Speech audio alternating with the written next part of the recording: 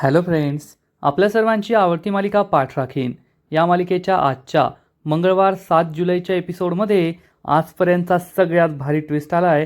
आजचा एपिसोड खूप भारी होता. मग नेमकं घडलंय तरी काय?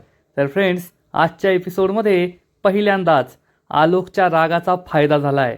आलोक हा रस्त्याने फिरत होता आणि इकडे कौस्तुभ, तृप्ती आणि प्राजक्ता यांना नऱ्या बहिणी पकडून ठेवलं आणि त्याच वेळेस आलोक तेथे पोहोचला आणि मग आलोकने नऱ्याभाई आणि त्याच्या गुंडांची अशी डेंजर धुलाई केली आहे ना की तुम्ही सगळे पाहतच राहाल. मग हा चमत्कार घडला तरी कसा आणि आलोकचं सत्य हे प्राजक्ताला कळलं की नाही? आलोकने ही धुलाई कशी केली हे जाणून घेण्यासाठी हा व्हिडिओ शेवटपर्यंत नक्की पहा. फ्रेंड्स, आजच्या एपिसोडच्या सुरुवातीलाच प्राजक्ता आणि तृप्ती या दोघीही चक्क नऱ्याभाईच्या अड्ड्यावर पोहोचतात, जेथे त्यांनी आलोकला कोंडून ठेवलेलं असतं आणि आलोक हा जोरजोरात ओरडत असतो. नऱ्याभाई एकानंतर एक देत दनादन त्याच्या मुस्काटात मारत असतो.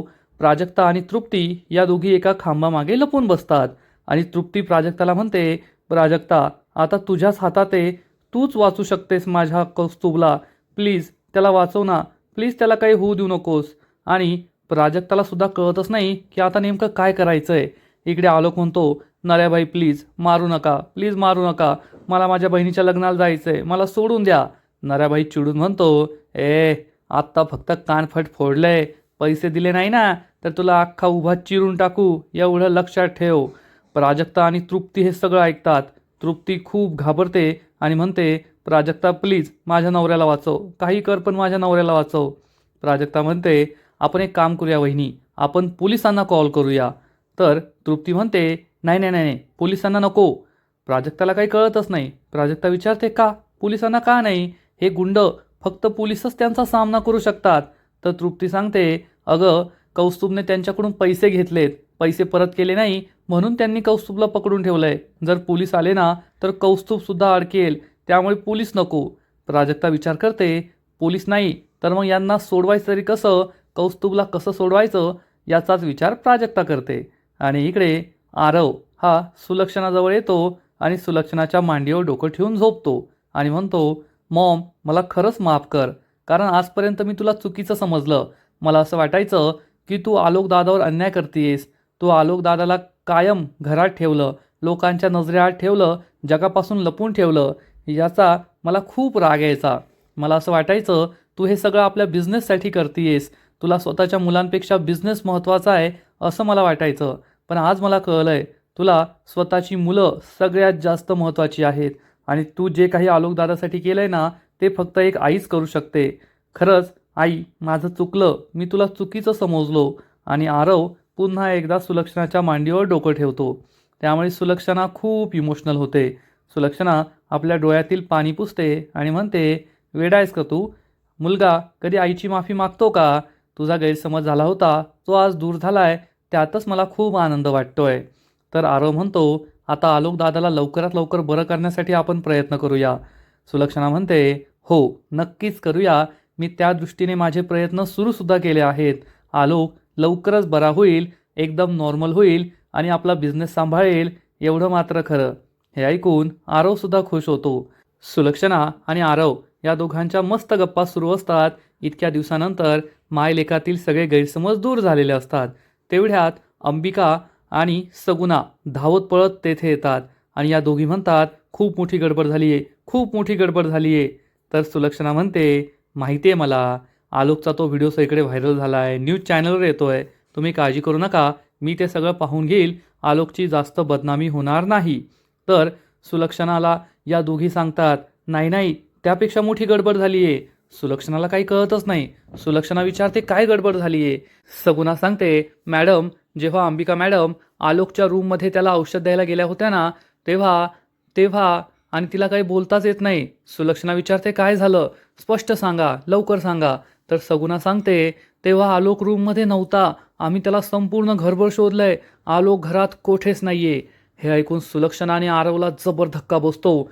आलोक घरात नाहीये यावर या दोघांचा विश्वासच बसत नाही. आलोकचं असं घराबाहेर जाणं खूप धोकादायक आहे हे या दोघांना माहीत असतं. त्यामुळे दोघे टेन्शनमध्ये येतात आणि इकडे आलोक हा रस्त्याने जात असतो. तेवढ्यात त्याच्या मागून एक मोठा टेम्पो येतो. आलोक हा रस्त्याच्या मधोमधच धावत असतो, चालत असतो. हा टेम्पो जोरात हॉर्न वाजवतो. आलोक बाजूला जातो, पण या हॉर्नच्या आवाजाचा त्याला खूप त्रास होतो. आणि इकडे प्राजक्ताला एक कल्पना सुचते. प्राजक्ता ही तृप्तीला सांगते, वहिनी, जर पोलिसांना बोलवायचं नसेल तर ठीक आहे, पण आपण पोलिसांना नाही बोलवलंय हे आपल्याला माहिती आहे, पण हे या गुंडांना माहीत नाहीये ना. तृप्तीला काही कळतच नाही. तृप्ती विचारते म्हणजे, तर प्राजक्ता तिला सांगते, वहिनी, मी एक काम करते, मी ना आतमध्ये जाते आणि मी त्यांना बोलण्यात गुंतवते. त्यांना सांगते की मी पैसे द्यायला आली आहे आणि मग मी खोकल्याचा इशारा करणार. असं केलं की मग तू तुझ्या मोबाईलवर पोलिसांचा सायरन वाजवायचा. तू मोबाईल तर आणलाय ना. तृप्ती म्हणते, हो आणलाय. प्राजक्ता म्हणते, थांब, आता मी आतमध्ये जाते. तृप्ती तिचा मोबाईल बाहेर काढते. तोपर्यंत प्राजक्ता आतमध्ये जाते. प्राजक्ताला पाहून नऱ्याभाईला आश्चर्य वाटतं. नऱ्याभाई विचारतो, ए, तू कोण आहेस ग, आणि येथे येण्याची हिंमत तू कशी केली? तर कौस्तुभ म्हणतो, प्राजू, तू येथे कशी? नऱ्याभाई विचारतो, ए, बोल ना, तू कोण आहे आणि येथे कशाला आली आहे? प्राजक्ता मात्र गप्पच बसते. आणि इकडे सूर्यवंशींच्या घरी सगळे खूप टेन्शनमध्ये असतात. आरव डोक्याला हात लावून बसलेला असतो. सगुणा, सुलक्षणा, त्यानंतर अंबिका सगळे आपापल्या नातेवाईकांना फोन करत असतात की आलोक तिकडे आलाय काय नाही. तर प्रीती आणि श्रेयससुद्धा फोन करत असतात. आणि सुलक्षणा ही अंबिकाला म्हणते, अंबिका, पार्टीत जेवढे लोक आले आहेत त्या सगळ्यांना फोन करून विचार, आलोकला कुणी पाहिलंय का? अंबिका म्हणते, मी ट्राय करतीये, परंतु आता खूप उशीर झालाय ना, रात्र झाली आहे, त्यामुळे सगळे झोपले असतील, कुणीच फोन उचलत नाहीये. सुलक्षणा म्हणते, जोपर्यंत उचलत नाही तोपर्यंत फोन कर. सगुणा म्हणते, मॅडम, मी एक काम करते, पार्टीत जेवढे आले आहेत ना त्यांच्या घरी एखाद्याला पाठवते आणि चौकशी करायला सांगते. सुलक्षणा चिडून म्हणते, काय करायचं ते करा, पण माझा आलोक मला घरी पाहिजे. सगुणा तेथून निघून जाते.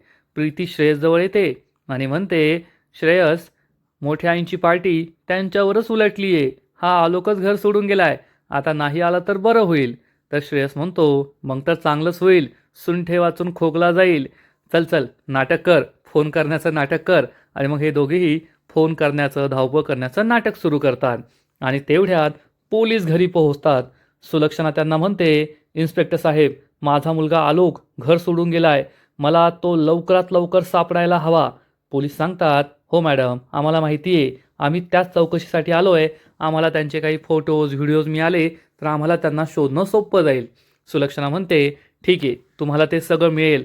तुम्हाला हवं असेल तर मी कमिशनर साहेबांशी बोलते, एक्स्ट्रा फोर्स लावायला सांगते, अख्खी मुंबई पिंजून काढा, पण मला माझा मुलगा लवकरात लवकर सापडायला हवा.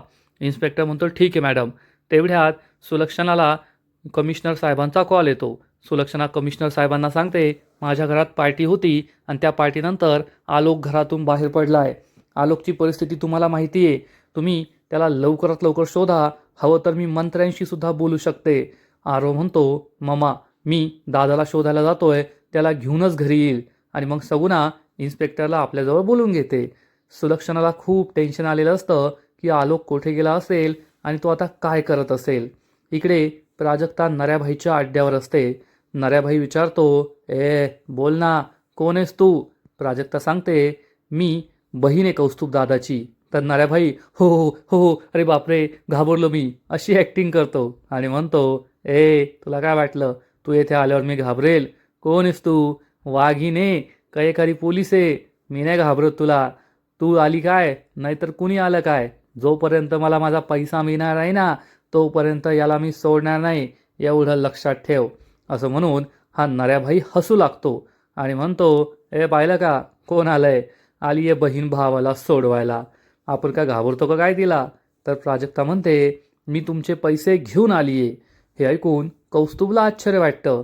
तर नऱ्याभाई खुश होतो आणि म्हणतो, अय, दीड दमडीच्या शहाण्या, पाहिलं का, शेक काय तुझ्या बहिणीकडून, ती पैसे घेऊन आली आहे आणि तू पैसे द्यायचे तर पळून गेला होता. प्राजक्ता म्हणते, नऱ्याभाई, उद्या आमच्या बहिणीचं लग्न आहे, सोडा माझ्या दादाला, मी त्याला घेऊन जाते. नऱ्याभाई म्हणतो, एक हाताने पैसे दे, दुसऱ्या हाताने तुझ्या भावाला घे आणि निघ इथून, आम्ही कुठे अडवतोय. तर प्राजक्ता सांगते, नऱ्याभाई, माझ्याकडे आत्ता पैसे नाही आहे, म्हणजे पैसे माझ्या बँकेत आहे, तुम्ही आत्ता माझ्या भावाला सोडा, उद्या मी तुम्हाला पैसे बँक उघडल्यावर आणून देते ना. नऱ्याभाईला हे बिलकुल पटत नाही. प्राजक्ताला समजतं की हा काही आपलं ऐकणार नाही आहे. प्राजक्ता सगळ्यांकडे एक नजर पाहते आणि मग आपल्या खोकण्याचा इशारा करते. ती जोरात खोकते. नऱ्याभाई विचार करतो, काय पावसा पाण्याच्या दिवसात खोकतीये, मला पण सर्दी करेल. आणि तेवढ्यात तृप्तीला हा इशारा समजतो आणि तृप्ती आपल्या मोबाईलवर पोलिसांच्या गाडीचा सायरन सुरू करते. आणि हा सायरन ऐकून हे सगळे गुंड खूप घाबरतात. नऱ्याभाई म्हणतो, अरे ही पोलिसांना घेऊन आली आहे. त्याचा दुसरा राईट हँड म्हणतो, भाई आपल्याला निष्ठावं लागेल. आणि मग सगळ्या गुंडांची चांगली धावपळ सुरू होते. कोण या दरवाजातून पळतं, कोण त्या दरवाजातून पळतं. सगळे तेथून पळून जातात. आणि मग प्राजक्ता कौस्तुभला म्हणते, दादा मी तुला सोडते. तुला सोडलं रे सोडलं की लगेच इथून पळून जायचं, येथे थांबू नको. कौस्तुभला ती सोडवत असते आणि इकडे तृप्ती पुन्हा एकदा घोटाळा करते. पोलिसांचा सायरन सुरू असतानाच तृप्ती चक्क ग साजनी हे गाणं लावून देते आणि हे गाणं बंदसुद्धा होत नाही. पोलिसांचा सायरन बंद होतो आणि तेवढ्यात एक गुंड तृप्तीला रंगेहात पकडतो.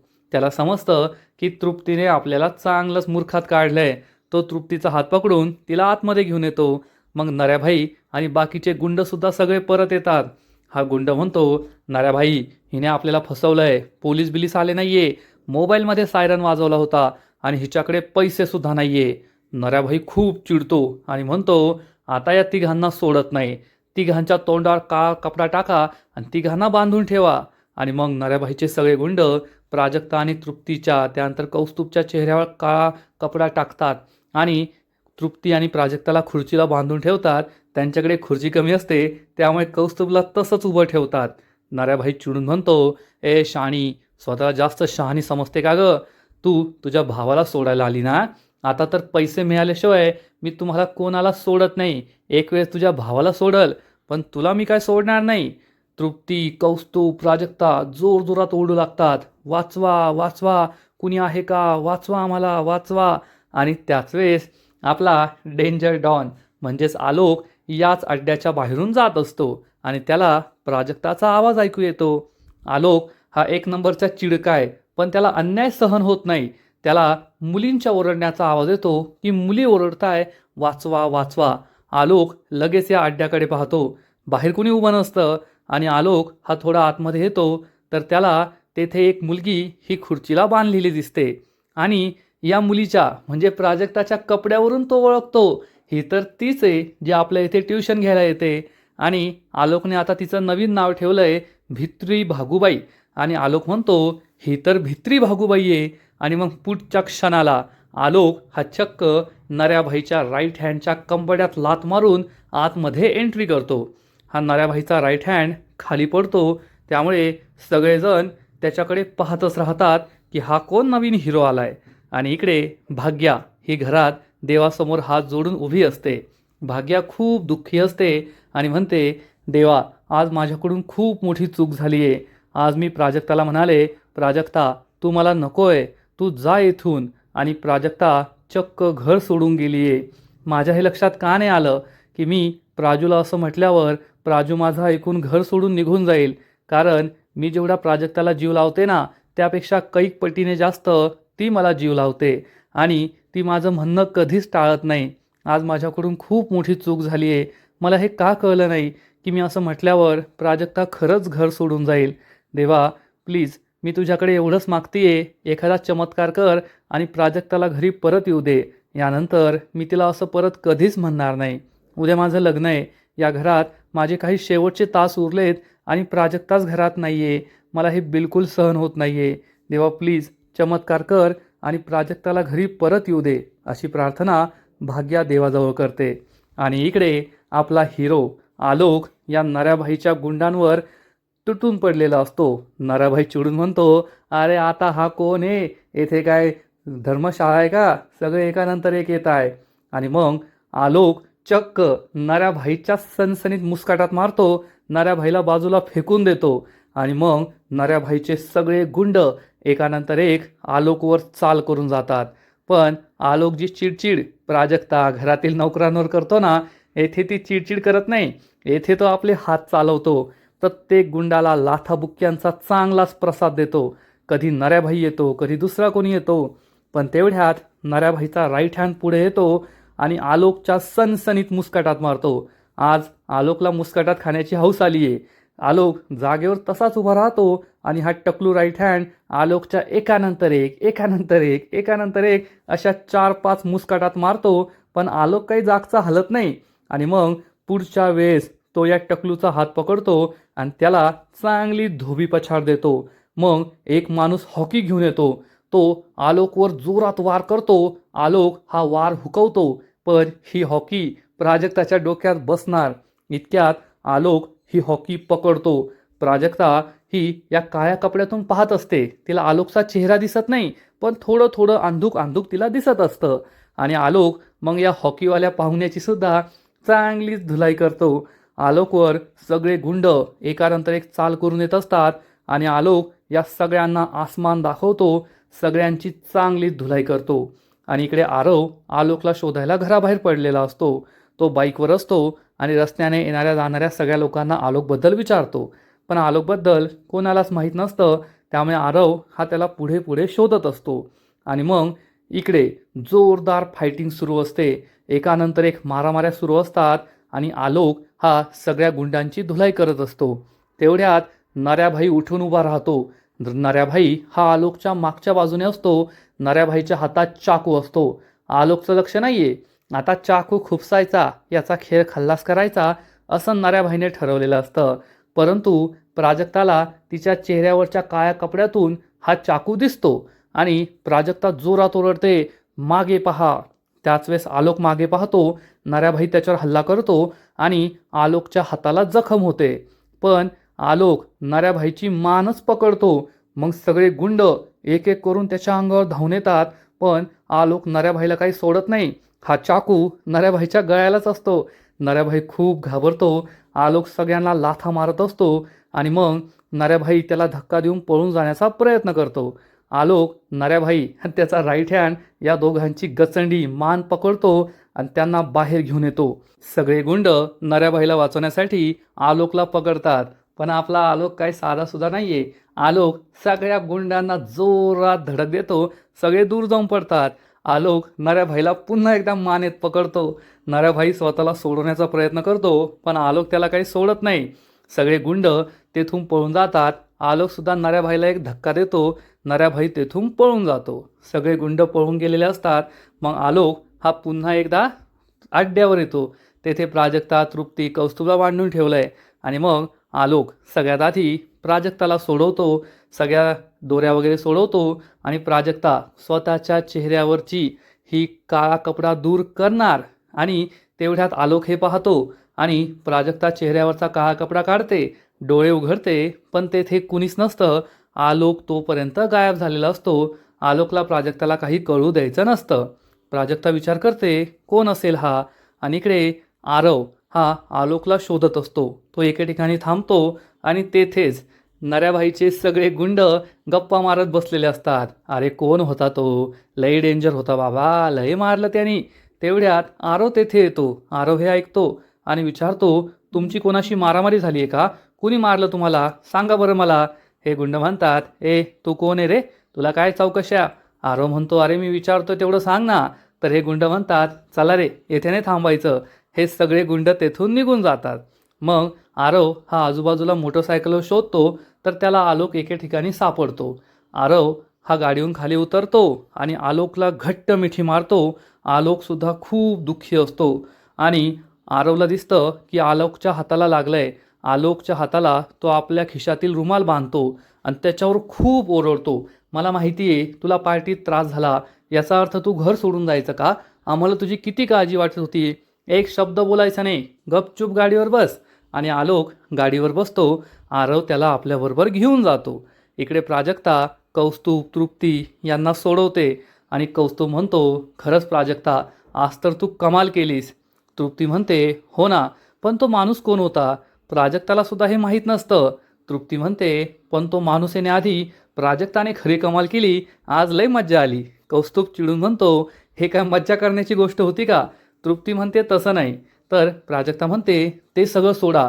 दादा, तू अशा माणसांकडून पैसे का घेतले? आता प्राजक्ताला काय उत्तर द्यायचं हाच प्रश्न कौस्तुभ आणि तृप्तीला पडतो. आजचा एपिसोड येथेच संपतो.